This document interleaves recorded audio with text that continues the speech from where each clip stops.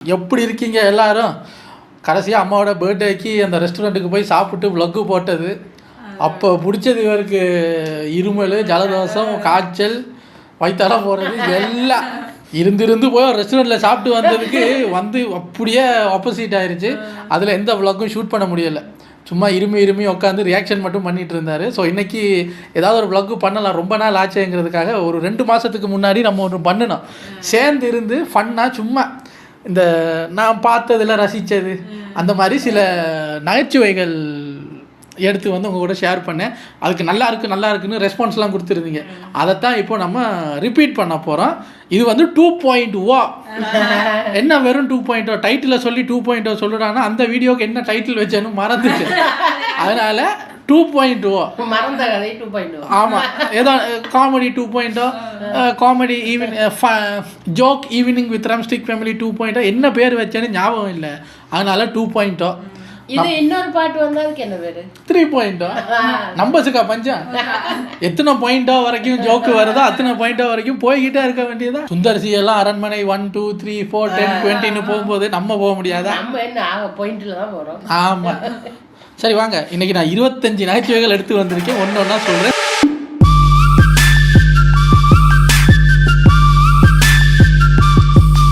Subscriber Pasupathi Sonu அப்படின்னு ஒருத்தர் நான் எடிட் பண்ணிட்டு இருக்கும்போது ஒரு ஃபோனில் நோட்டிஃபிகேஷன் வரும்.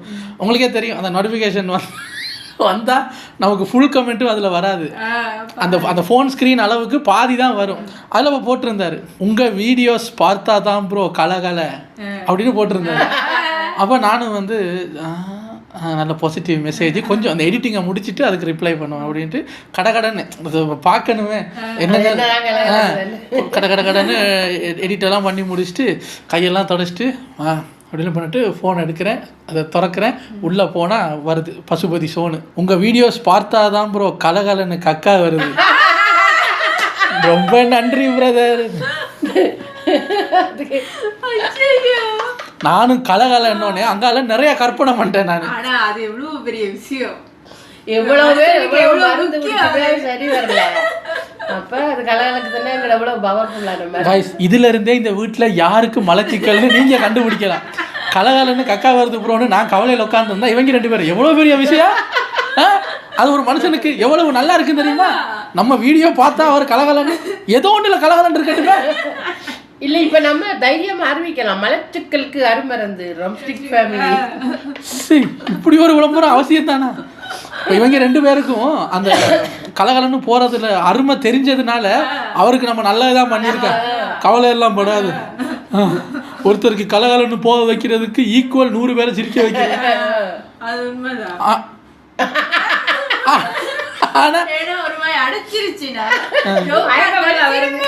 பார்த்தீங்களா மிஸ்டியா? எப்பா அடைச்சிருச்சுன்னா வடிவேல இறங்கி ஜோக் பண்ணாலும் சிரிப்பு வராதுப்பா. நம்மளை பார்த்த உடனே கலகலன்னு போகாதுன்னா சந்தோஷப்படு, விடு.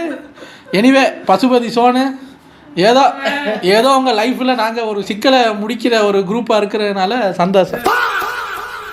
அடுத்து நான் பார்த்ததில் ரீட் பண்ணதில் எனக்கு பிடிச்ச ஜோக்ஸ் ஒரு 2 3 அப்படியே அடிக்கிட்டு போவோம். வாங்க கேஷுவலாக பேசிக்கிட்டு போவோம். ஒருத்தர் கடைக்கு போகிறாரு. அண்ணே முறுக்கு பேக்கெட் ஒன்று கொடுங்கண்ணே. எவ்வளோ அண்ணே?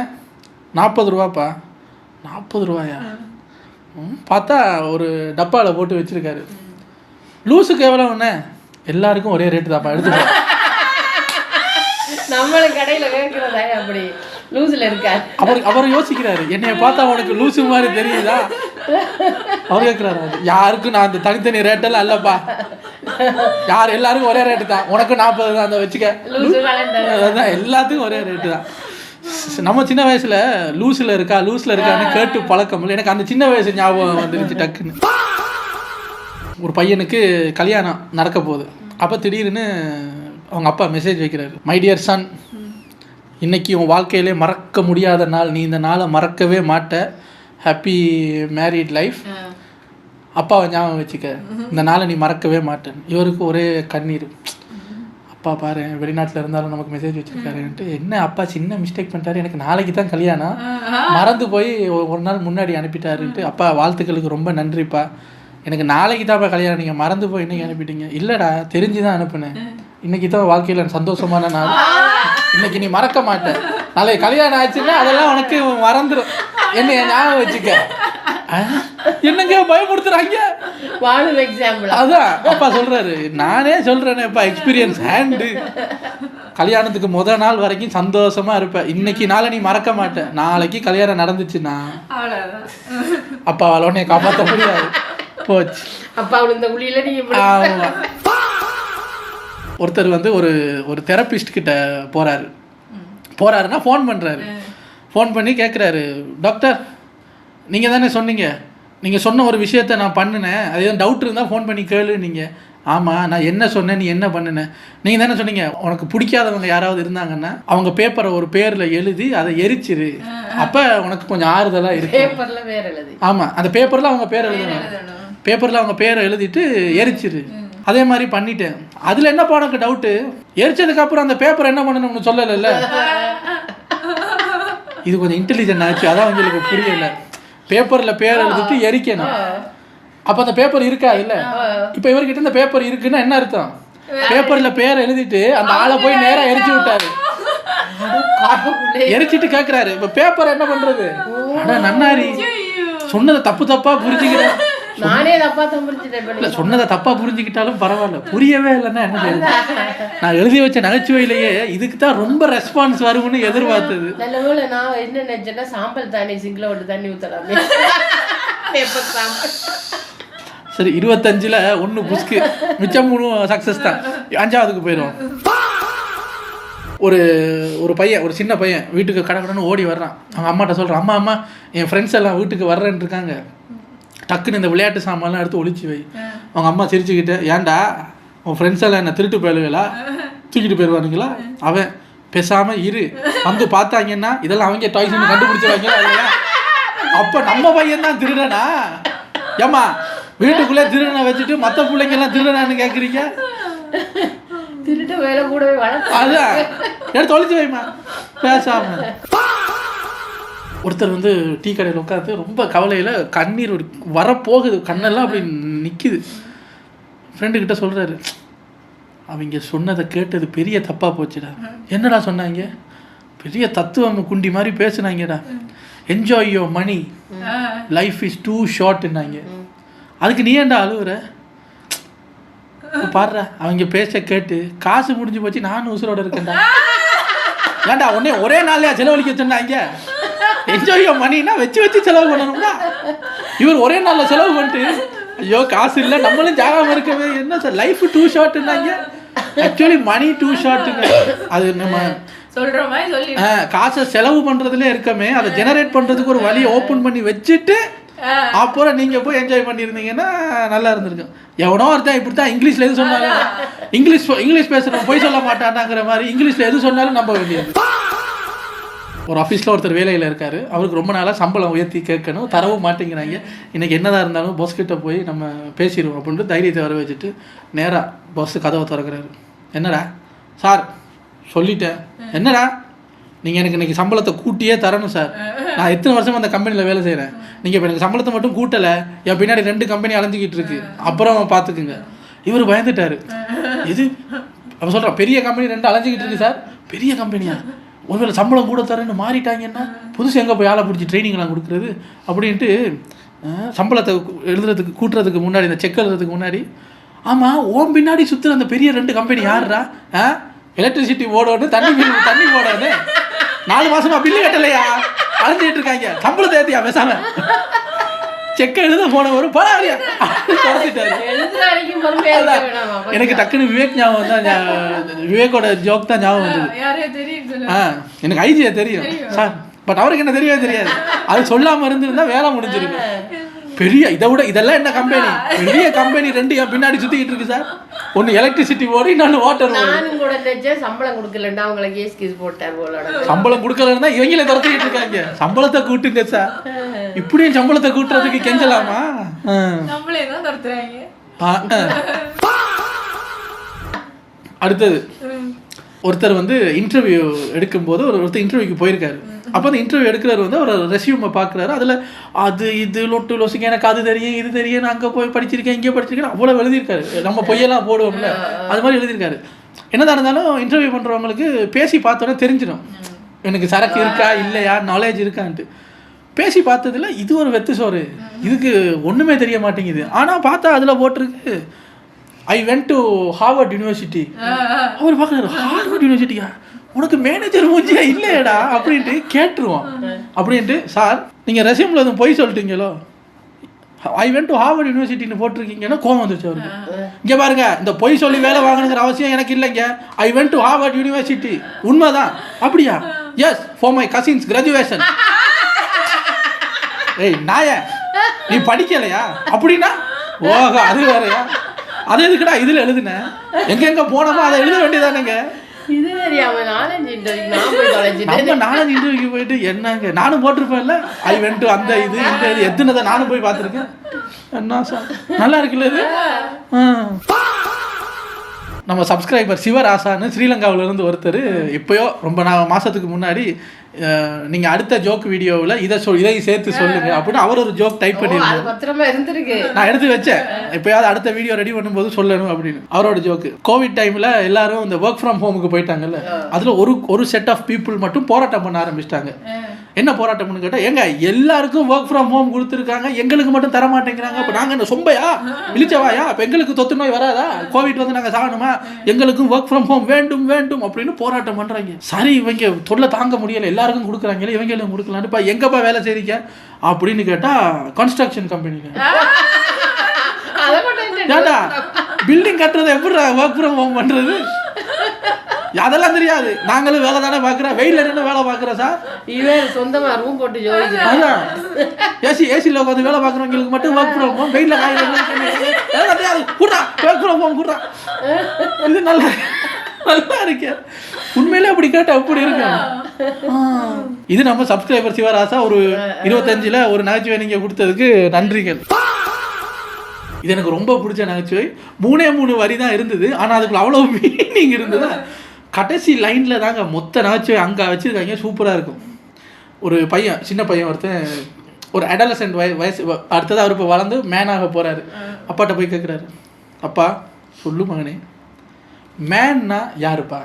இவர் பையன் இப்போ தான் கேள்வியெல்லாம் கேட்க ஆரம்பிக்கிறான்னு சொல்கிறாரு. மகனே, மேன் அப்படின்னா மொத்த குடும்பத்தையும் பார்த்துக்கிறவன், எல்லாரையும் குடும்பத்தில் இருக்கிற எல்லாரையும் கண்ட்ரோலில் வச்சுக்கிட்டு தான் சொல் பேச்சுப்படி அவங்க நடக்கிற மாதிரி வச்சு குடும்பத்தை வழி நடத்துகிறவன், அவன் தான் மகனே மேன். இவர் மகன் உடனே, அப்பா நானும் வளர்ந்ததுக்கப்புறம் அம்மா மாதிரியே பெரிய மேனாக போகிறேன். அப்பாவுக்கு சாணியை கரைச்சி மூஞ்சில் அடித்த மாதிரி அம்மா மாதிரி மேனாக போறியா?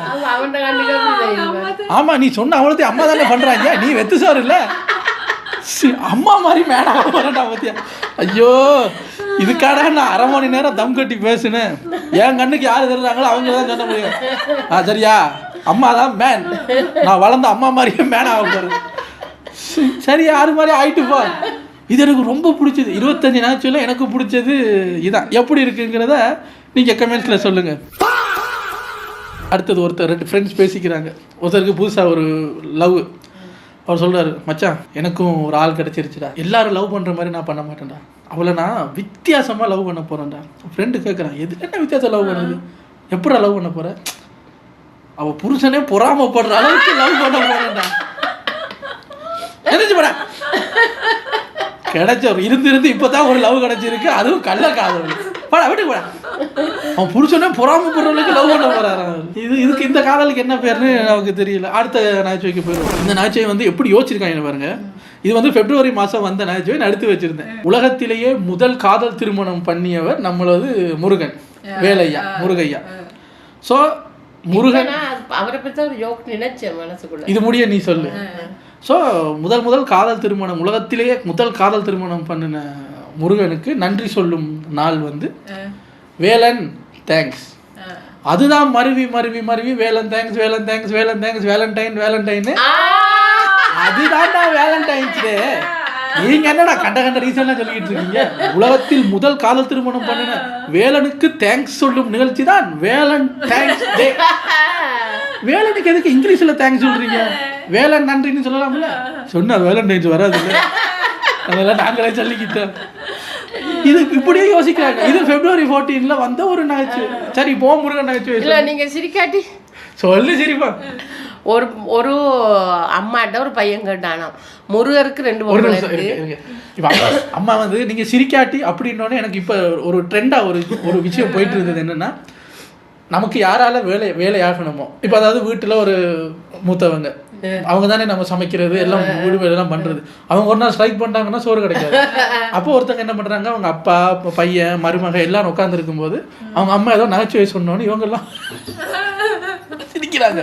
அம்மாவுக்கு வந்து நம்ம சொன்ன நகைச்சுவைக்கு குடும்பமே சிரிக்குதுன்னு பார்த்தா கேமராவை கொண்டு போய் ஒருத்தவண்ட முகத்தில் காட்டுனா எல்லாரும் எப்படி தெரியுமா இருக்காங்க? சோறு வரும்ல, சிரிப்பு வரல. சரி கிழவிக்கு முன்னாடி இந்த பக்கம் திரும்பிக்கிட்டு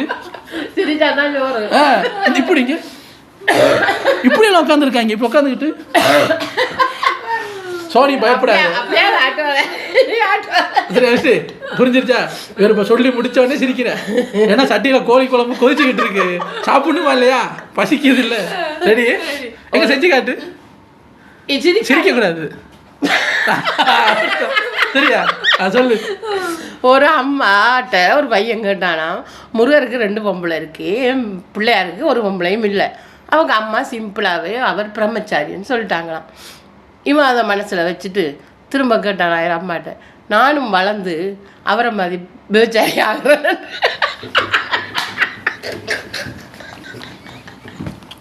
அதை விட ஜோக் என்ன தெரியுமா, அதை கேட்டது வேறு யாருமே இல்லை.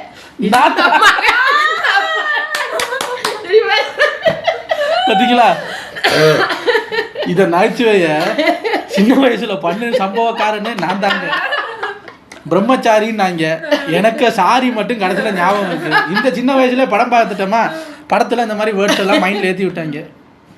நானும் போயிட்டு ஒருக்கா சொல்றேன், அம்மா நான் வளர்ந்து நம்ம கணபதி மாதிரி பெரிய விபச்சாரி ஆக போறேன்.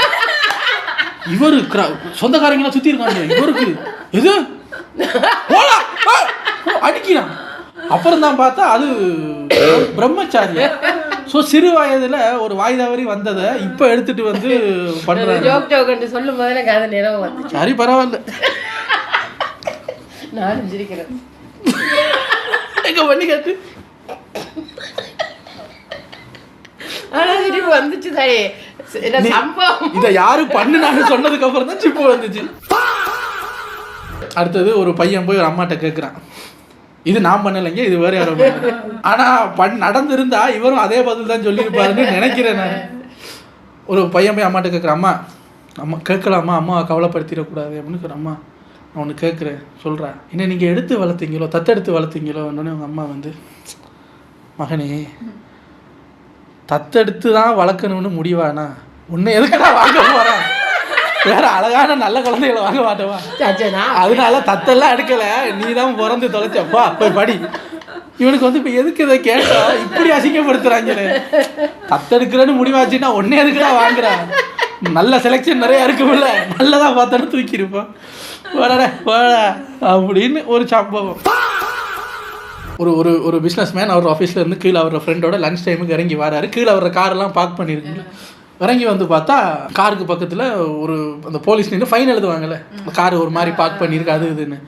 இவருக்கு கோவம் வந்துருச்சு. குடு நோடி போய் வந்துட்டேன் சோறு திங்கிற நேரத்துக்கு லபக்குன்னு காசை பிடிக்கிட்டு போகிறதுக்கு படா ஒன்று. சார் கொஞ்சம் மரியாதையாக பேசுங்க. ஆமாம் வந்துட்டேன், நல்லா நிற்க வேண்டியது, இப்படி எங்கேயாவது கார் பார்க் பண்ணியிருந்தா வந்து ஃபைனை போட்டு வாயில துண்டு போகிறது, என்னடா வேலை பார்க்குறீங்கன்னு போலீஸுக்கு திட்டுறாரு அவர். போலீஸ்காரர் வந்து, சார் கொஞ்சம் மரியாதையாக பேசுங்க, நான் ஃபைன் எழுத வரல, அந்த நம்பர் லைசன்ஸ் நம்பரை நோட் பண்ணிட்டு போதான் வந்தேன், இப்போ நான் வந்து கற்றுனோடனே போய் சொல்கிறேன், நீ ஃபைன் எழுத வந்த, இப்படி இந்த பொழப்பு பொழைக்கிறேன் வெக்கமா இல்லை உனக்கு இன்னொன்று ஓவரா பேசுகிறானு, இங்கே பாரு நான் நம்பர் எழுதிட்டு போதான் வந்தேன், நீ ரொம்ப பேசுகிற, உனக்கு நான் ஃபைன் எழுதுறேன் போட. நான் ஆம்பளையா வந்து எழுதுறா பார்ப்பேன், ஆம்பளையா பக்கத்தில் இருக்கிறவரும் பேச முடியாது, ஆம்பளையா வந்து எழுதுறா பார்ப்போம் 5000 ரூபா ஃபைன் அடிச்சு போயிட்டான்.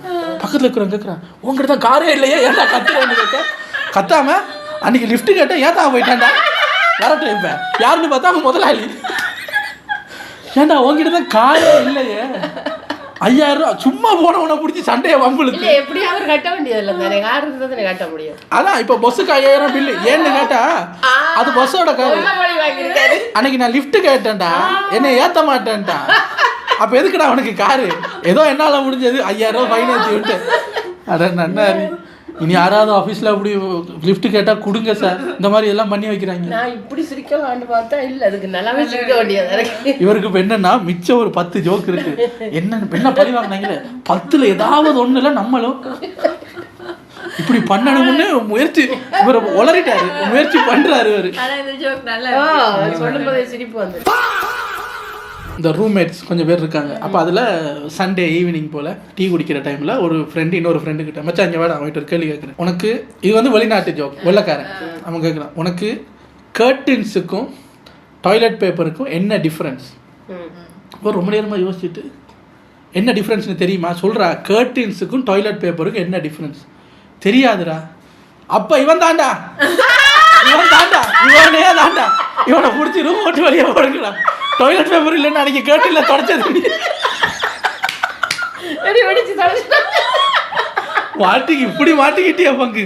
ஏதாவது போய் பதில சொல்லியிருந்தா போயிருக்க தெரியாதுன்னு சொன்ன. அப்போ இவனே தாண்டா ரூம்மேட்ஸ் நிறைய பேர் இருந்திருப்பாங்க. டாய்லெட் பேப்பர் இல்லை, என்ன பண்ணுறது அவசரத்துக்கு மிஸ்டி கேட்குது. எரியாது தெரியாது, முன்ன பின்ன தொடச்சவங்களுக்கு தான் தெரியும். நமக்கு சுடு தண்ணியோ பச்சை தண்ணியோ ஜில்லுன்னு இதுக்கு தான் சொல்றதுங்க தண்ணி. சாரி கேட்டீன்ல எப்படி என்ன சார் இவர் ஃப்ரெண்டு வந்து ஏதோ நகைச்சுவை நமக்கு ஏதோ விடுங்க அதை புதிர் போடுறாரு. அவன் பண்ணினவனை கண்டுபிடிக்கிறதே கேட்டுட்டு இருக்கான். இவன் தாண்டா மாப்பிள்ள பிடிச்சாண்டா வாடா, இவன் தாண்டா இவருக்கு வெளியே போடுறான் அப்படின்னு. இது வெள்ளைக்கார நகைச்சுவை. வீட்டில் நைட் டைமில் ஒரு ஒய்ஃப் ஹஸ்பண்ட் வந்து லேப்டாப்பில் வேலை செஞ்சுட்டு இருக்காரு. ஒய்ஃபு வந்து ஜன்னலால் பார்க்குறாங்க. பக்கத்து வீட்டு சௌமியாட வீட்டில் வந்து ஒரே க்ரௌடு, கொச்சன்னு க்ரௌடு.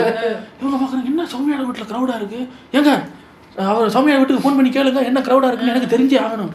இவரும் க்ரௌடாக இருக்கா அப்படின்னு ஃபோன் எடுத்து சௌமியாட ஹஸ்பண்டுக்கு ஃபோன் பண்ணுறாரு. பிரதர் நான் தான் பக்கத்து வீட்டில் இருந்து தினேஷ், சொல்லுங்கள் பிரதர். கவலையில் இருக்கார் அவர். உங்கள் வீட்டுக்கிட்ட ஏதோ நிறையா க்ரௌடு இருக்காமல் என்ன பிரச்சனை? என்னன்னே பிரச்சனையெல்லாம் ஒன்றும் இல்லை பிரதர், நாங்கள் வச்சுருந்தோமே நாய், அது என் பொண்டாட்டி வாயை கடிச்சு பிடிச்சி பிரதர். அது இல்லை, அதுக்கு என்ன பிரதர் என்ன சொல்கிறீங்க? என்ன வாயை கடிச்சு பிடிச்சி நீ ஜென்மத்துக்கும் அவளால் பேச முடியாதுன்னு டாக்டர் சொல்லிட்டாரு பிரதர். இவர் அப்போ அவள் அதை கேட்டுட்டு ஒய்ஃப் போயிட்டா. ஐயோ பாவம். இவர் உடனே ஸ்பீக்கரில் இருந்த ஃபோன் எடுத்து பிரதர் ஒரு வாரத்துக்கு அந்த நாயை வீட்டுக்கான கொடுங்களா ப்ளீஸ், ஒரே ஒரு வாரத்துக்கு. இவர் அடா போங்க பிரதர், என் வீட்டில் எதுக்கு க்ரௌடுன்னு நினைக்கிறீங்க? எல்லாரும் அந்த நாயை ஒரு வாரத்துக்கு தாங்கன்னு வந்து சண்டை பிடிச்சிட்டு இருக்காங்க. நீங்கள் ரொம்ப லேட்டு பிரதர், உங்களுக்கு அடுத்த வருஷம் தான் அப்பாயின்மெண்ட்டு, அது வரைக்கும் ஒரு வாரத்துக்கு ஆள் ரெடியாக இருக்கு. தினேஷ் கோட்டா முடிஞ்சதுக்கு அப்புறம் உங்களுக்கு தருவாரு. இது ஒரு நகைச்சுவை. அப்பா இதுக்கும் சிரிச்சுட்டாங்க. இப்போ அடுத்ததுக்கு போயிடலாம். அடுத்தது ஹாஸ்பிட்டல் நகைச்சுவை. புதுசாக ஒரு குழந்தை பிறந்திருக்கு. அப்போ டாக்டர் கொண்டு வர்றாரு, நர்ஸ் கொண்டு வர்றாங்க. டாக்டர்கிட்ட கொடுத்தா டாக்டர் இப்போ அப்பாட்ட கொடுக்க போகிறாரு. டாக்டர் வந்து ஃபோனில் அப்படி பண்ணிடுங்க, நான் இப்போ ஒரு ½ hourல வந்துடுறேன், இங்கே ஒரு டெலிவரி அதை முடிச்சுட்டு இப்போ தான் முடித்தேன், குழந்தைங்க உங்களுக்கு ஹேண்ட் ஓவர் பண்ணிவிட்டு உடனே வந்துடுறேன் அப்படின்னு ஒரு பிஸியாக இருக்கார். அப்போ நர்ஸ் வந்து குழந்தைய கொடுக்கும்போது இவர் கொடுங்க நர்ஸ் பார்த்து வேலை செய்யல.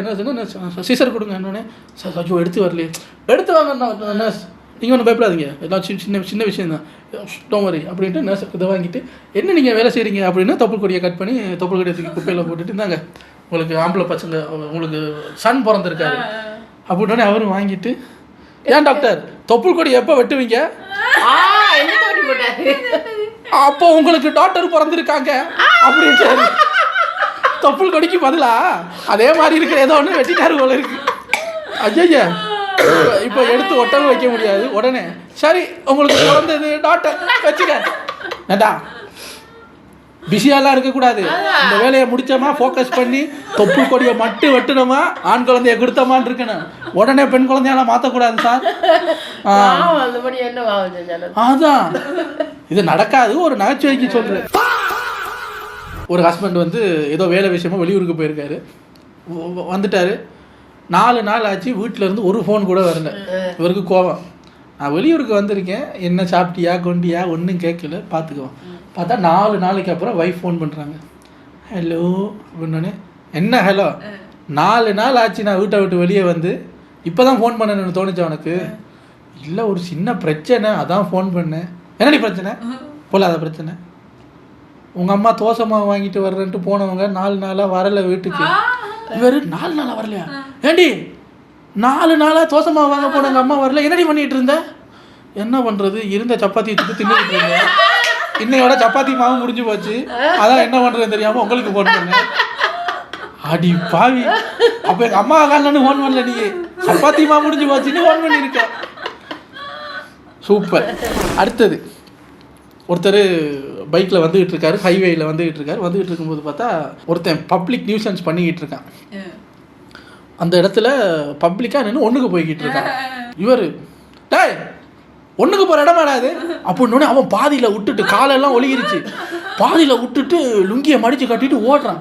இவர் நில்றா டாய் நில்றா ஒன்றுக்கு போகிற இடமாடாது, நில்றா டாய் அண்ணன் ஒன்றும் பண்ணாதீங்க நில்றா ஒன்றுக்கு போகிற இடமாடாது சொல்கிறா, எனக்கு முட்டுது. ஏண்டா கேட்குற மாதிரி கேளுங்களேண்டா. தம்பி ஒன்றுக்கு போகிற இடமா பாது, அண்ணனுக்கு முட்டுதுன்னா முடிஞ்சு போச்சு. டாய் ஒன்றுக்கு போகிற, ஏன் கோவமா இருக்காருன்னா அவ்வளோ முட்டிருச்சு, அவருக்கு துரத்தி போயிருக்காரு, சொல்லிட்டு போடா. ஏன்னா அந்த ஹைவேல ஒரு இடம் தேட முடியாது. இப்போ நீ போனீங்க, இது ஒன்றுக்கு போகிற இடம் தானா, அவன் வந்து இவர் ஏதோ போலீஸ் இன்ஸ்பெக்டர் போல இருக்கு துரத்தி வர்றாருன்னு போனா என்ன இருக்கு.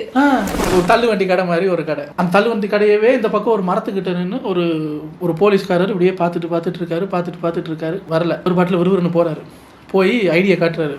I am from the crime branch, நாங்கள் ஒரு தீவிரவாதியை தேடி வந்திருக்கோம், அவன் அடிக்கடி இங்கே தான் நைட்டுக்கு வந்து சாப்பிட்றான்னு ஒரு தகவல். அப்படியே அவன் வந்தான்னா பிடிச்சி வைங்க, இதான் அவன் ஃபோட்டோ பார்த்துக்கோங்கன்னா இப்படி இன்னொரு ஃபோட்டோ இருக்கு. இவரும் சார் தீவிரவாதியா சார்? கண்டிப்பாக சார், நாட்டுக்காக நான் இதை கூட பண்ண மாட்டேன்னா, அவன் வந்தோடனே உங்களுக்கு ஃபோன் அடிக்கிறேன் சார். சரின்னு போயிட்டாரு. இவர் போய் ஒரு அரை மணி நேரத்தில் அதை ஃபோட்டோவில் பார்த்து அதே ஆள் வர்றான். இவர் பார்த்தாரு, ஃபோட்டோவில் சொன்ன அதே ஆள். தம்பி வாங்க, என்ன சாப்பிட்றீங்க? என்ன ஒரு ஒரு ஒரு கொத்து பரோட்டா போட்டுருங்க, ஒரு ஆஃப் பாயில் கொடுத்துருங்க, அது கொடுத்துருங்க. சரி தம்பி நீங்கள் சாப்பிடுங்க. ஹலோ சார், யார்? ஒரு அரை மணி நேரத்துக்கு முன்னாடி கடைக்கு வந்து ஒரு தீவிரவாதி வந்தால் பிடிச்சி வைக்க சொன்னீங்கல்ல, அவன் வந்திருக்கான் சார், பிடிச்சி வச்சிருக்கேன் சார். யோ அவன் பயங்கரமான ஆளியா, துப்பாக்கி வச்சிருக்க போகிறேன், கிட்ட போயிடாத, அவனை போகவும் விட்டுறாத, சரியா? அவனை போக மட்டும் விட்டுறாத, நான் அந்த வந்துக்கிட்டே இருக்கேன். சரி பார்த்துக்கிட்டே இருக்க, டைம் பார்த்துக்கிட்டே இருக்காரு. அவனுக்கும் சாப்பிட்டு முடிய போகுது, டைம் பார்த்துக்கிட்டே இருக்காரு. அவர் இன்னும் வரல. அவர் கைகள் போகும்போது தம்பி இருங்க, அண்ணன் சுட்ட தோசை சாப்பிடுங்க, இந்தாங்க 2 தோசை. ஏய் தம்பிக்கு சாப்பிட, தோசையும் முடிய போகுது. தம்பி அண்ணன் சுட்ட இட்லி, இந்தாங்க சாப்பிடுங்க. அண்ணே போதுங்க, சாப்பிட்ணும். சாப்பிட்டு இருக்கும்போது ஒரு பார்க்குறாரு, என்ன இவ்வளோ நேரம் காலன்னு பார்த்தா வண்டி வருது, போலீஸ் வண்டி வந்தோடனே இவர் சார் இருந்தா இருக்கா சார் பிடிங்க அப்படின்னோடனே வந்து பிடிச்சாச்சு. ஏன்டா டேய் 6 மாதம் போன தேடிக்கிட்டு இருந்தா நீ இந்த பொட்டி கடைக்கு வந்து போயிட்டு இருக்கியா, வாடா அப்படின்னு இழுத்து போடணுன்னு இவருக்கு அப்பாடா நம்ம நாட்டுக்காக ஒரு நல்லது பண்ணிட்டோம் அப்படின்ட்டு ஜெய்ஹிந்த் அப்படின்ட்டு இருக்காரு. அவனை இழுத்துட்டு போனவர் வந்து மரத்தடிக்கிட்ட வச்சு, நல்லா சாப்பிட்டியா, அடுத்தது நான் அந்த ரெஸ்டாரண்ட்டுக்கு போகிறேன், நீ வந்து இதே மாதிரி சொல்லிட்டு வந்துடுற, இன்னைக்கு டின்னரை நம்ம முடிச்சுக்கிறோம். அப்போ நான் பார்த்தேன், இவர் நல்லா அண்ணன் சுட்ட இவர் சாப்பிட்டு அவரு ஃபுல்லாகிற வரைக்கும் அவர் ஸ்லோவாக வந்திருக்காரு, இவர் சாப்பாடு முடிச்சுக்காரு. இது நல்ல தொழிலாக இருக்கு. ஆனால் எல்லா கடையிலையும் ஒர்க் ஆகும்னு தெரியல. யாரும் இப்போ ஐடியா நல்லா இருக்கேன்னு ட்ரை பண்ணக்கூடாது. அடுத்தது ஒரு ரெஸ்டாரண்ட் வச்சு தான் இதே மாதிரி ஒரு கடை, ஃப்ரைட் ரைஸ் போடுற கடை. ஒருத்தர் வந்து அண்ணா ஒரு ஃப்ரைட் ரைஸ் போடுங்கண்ணா அப்படின்னு ஒரு ஃப்ரைட் ரைஸ் சோறெல்லாம் போட்டு கிண்டிகிட்டு இருக்கும்போது ஒருத்தன் இன்னும் ஜீன்ஸ் எல்லாம் மேலே தூக்கி விட்டு தலையை சொரிஞ்சு அந்த கஸ்டமர்கிட்ட வந்து, அண்ணா எனக்கு ஒரு ஃப்ரைட் ரைஸ் வாங்கி கொடுண்ணா அப்படின்னே கடைக்காரருக்கு எரிச்சல் வந்துருச்சு. கஸ்டமர் வந்து இருக்கிற நேரம் வந்துட்டு, டேய் தம்பி இவனுக்கெல்லாம் வாங்கி கொடுக்காத தம்பி, அவர் வந்து ஒரு ஃப்ரைட் ரைஸ் இவனுக்கு போடுங்கன்னு சொல்லிட்டாரு. தம்பி இவனுக்கெல்லாம் வாங்கி கொடுத்து என்கரேஜ் பண்ணாத தம்பி, இவனுக்கு இதே வேலை, பைத்தியக்கார பையன் பிச்சைக்கார பையன் வந்திருக்கான் பாரு, போடா அந்த பக்கம் கடை பக்கம் வராத அப்படின்னோடனே அவர், யோ அவன் தம்பியா அப்படின்ட்டு தலையை சொரியான்னு என்ன சொன்ன மூஞ்சிகள போட பார்த்தா அவன் வந்து, அண்ணா எனக்கும் வாங்கி கொடுன்னா, எனக்கும் வாங்குடா அப்படின்னு சொல்லல. இவன் வந்து மண்டையை சொரிஞ்சிக்கிட்டு ஜீன்ஸ் எல்லாம் தூக்கி போட்டு, அண்ணா எனக்கு ஒரு ஃப்ரைட் ரைஸ் வாங்கினோடனே கடைக்காரர் வந்து பிச்சைக்காரன் நினைச்சிட்டாரு. அவன் தம்பிக்கு போட்டு அடிக்கிறான், மானத்தை வாங்கன்னு வந்திருக்க, தலையை சரியாதடா டீசெண்டா. இது ஒரு நகைச்சு, பரவாயில்ல சிரிச்சுட்டாங்க. அப்பா இன்னும் 2 தான் இருக்கு, சொல்லிட்டோம்னா ஓகே. அடுத்தது 2 தான் இருக்கு, இன்னும் 3 தான் இருக்கு. 3 தான் இருக்கா? எப்படி வாய் வலிக்க பேசுறது நானு மிஸ்டேக்கு. எது 2 தான் இருக்கா? பத்தாது எவ்வளோ நேரம் நான் சிரிக்கேன்னா. ஒருத்தர் சொல்றாரு, மச்சான் என் ஃப்ரெண்டு ஒருத்தன் இருக்கான்டா, அவனை பொண்ணு வீட்டிலேருந்து பார்த்துட்டு போகணுன்னு வந்திருக்காங்க. அப்புறம் பார்த்துட்டு போகும்போது அவங்க அம்மாட்ட கேட்டிருக்காங்க, ஏம்மா நாங்கள் பார்த்துட்டு போயிடுவோம், நீ எப்படிமா அவனை டெய்லி பார்த்துக்கிட்டு இருக்க, இப்போ பொண்ணு கல்யாணம் நடந்துச்சா இல்லையா? எங்க நடக்குது? இதுக்கு மேலே நடக்காது இல்லை? என்ன சார் இது? இதுக்கு தான் இவங்க எல்லாம் பொண்ணு பார்க்க போகிறது, நீங்கள் வராதிங்க. குசுப்பு பிடிச்ச அதான் பொண்ணு வீட்டில் சொல்லிட்டு போய் பையனோட அம்மாட்ட கேட்டுக்க பாருங்க, நாங்கள் பார்த்துட்டு போயிடுவோம், நீங்கள் எப்படிமா டெய்லி பார்க்குறீங்க? அப்போ கல்யாணம் நல்ல சீர்ஜரமாக நடந்துருச்சு இல்லை? இதில் இந்த ஒரு வார்த்தையிலேருந்தே தெரிஞ்சு போச்சு. ஒரு ஹஸ்பண்டு காருக்குள்ளேருந்து வெளியே ரோட்டில் டென்ஷனாக இருக்கார், இருந்துட்டு ஃபோன் பண்ணுறாரு. ஹலோ, எனக்கு ஓன் ஞாபகமாகவே இருக்குது. அப்போ அந்த பக்கம் ஃபோனில் ஒய்ஃபு, அப்புறம் எதுக்கு போகும்போது சண்டை பிடிச்சிட்டு போனீங்க, ஒரு சாரி கூட சொல்லலை, இப்போ போயிட்டு ஓன் ஞாபகமாகவே இருக்குது அப்படின்னு ஒய்ஃப் பேசினோன்னே இவர் அச்சோ இவளுக்கே போட்டோம்மா ஃபோனை அப்படின்ட்டு ஃபோனை கட் பண்ணிட்டாரு. ஒய்ஃபோட சண்டை பிடிச்சிட்டு வந்து இவர் வேற யாருக்கா ஃபோன் பண்ணியிருக்காரு. பழக்க தோஷத்தில் அதே நம்பருக்கு போயிடுச்சு. கண்டினியூ பண்ணியிருக்கலாம் ஆமான்னு. டக்குன்னு ஃபோனை கட் பண்ணிட்டோன்னே அவங்களுக்கு டவுட் வந்துடும்ல, எதுக்கு ஃபோனை கட் பண்ண, எப்போ வர்றீங்க, அந்த மாதிரி போயிருக்கு. நானும் உண்மையில குற்ற உணர்வுல பேசுறேன். அதெல்லாம் ஒன்றும் கிடையாது. லாஸ்ட்டு நகைச்சுவை, ஃபைனல் நகைச்சுவை. ஒருத்தர் கவலையில் இந்த செந்தில் சிலவில் பண்ணுவார்ல, 1008 வேலை இருக்கும், தனியாக போட்டு சொல்லுவார்ல, இந்த உலகம் ஏன் சுற்றுதுன்னு யோசிக்கிறேன், முடியல மோத்தில் முளைச்சா தாடின்றாங்க, ஆனால் காலில் முளைச்சா கால் முடின்றாங்க, அப்படி இப்படி கண்ண மாதிரி யோசிப்பார்ல, அது மாதிரி தண்ணியை போட்டு ஒருத்தர் யோசிச்சு, மாப்பிள்ள கோயிலில் கூட ஆர்த்தி பூஜை அர்ச்சனா ஆராதனான்னு பொண்ணுங்க பேராக தான்டா இருக்குது, அதுக்கு ஆம்பளைக்கு ஒரு பேர் கூட இல்லைடா, ஆனால் இருக்குடா ஒரு பேர் இருக்குடா மணி, அதான்டா வர்றவங்க போகிறவங்களாம் அடிச்சுட்டு போகிறான். அப்போ பாருங்க, கோயில்லையே பசங்களுக்கு ஒரு முன்னுரிமை கிடையாது, எல்லாம் லேடிஸ் நேம் தான். ஆர்த்தி பூஜா அர்ச்சனா ஆராதனா, மணி ஆம்பளை பேர் மட்டும் மணி, டங்கு டங்கு டங்குன்னு எல்லாரும் அடிக்கிறான். யோசிச்சிருக்காரு, எப்படி யோசிச்சிருக்காங்க? ஆமா, இதை நம்ம ஏன் யோசிக்காம விட்டோம்? கோயிலே நமக்கு கடவுளே நமக்கு இது பண்ணலைன்னா அப்புறம் எப்படி? 1/2 மணி நேரத்துக்கு உங்களுக்கு நகைச்சுவை சொல்லி அறுக்கிறதுக்கு எழுதிட்டு வேற வந்திருக்கேன் இது. ஓகே, 2வது நகைச்சுவை 2.0 வீடியோவும் முடிஞ்சிருச்சு. இனி எப்போ நகைச்சுவையெல்லாம் இது மாதிரி சேருதோ 3.0 வருவோம். இல்லை இவங்க நீங்க கூட அனுப்பலாம் இது மாதிரி நீங்களும். இப்போ நமக்கு யார் சப்ஸ்கிரைபர் பேர் சிவராசா, அவர் அனுப்புனாரு. அப்புறம் நம்ம பசுபதி சோனு கலகலன்னு கக்கா வருதுன்னு, நீங்கள் நகைச்சுவையும் சொல்லலாம், இது மாதிரி நகைச்சுவையாக இருக்கக்கூடிய கமெண்ட்ஸும் பண்ணலாம். அதை நான் நல்லா இருந்துச்சுன்னா செலக்ட் பண்ணி இவங்க கிட்ட ஷேர் பண்ணி நம்ம எல்லாம் டீ டைமில் கலகலன்னு உட்காந்து பேசுவோம். ஏதோ இவர் ஒரு நகைச்சுவை வச்சிருக்கேன்னாரு, அது இப்படிதான் பரவாயில்ல சொல்லு.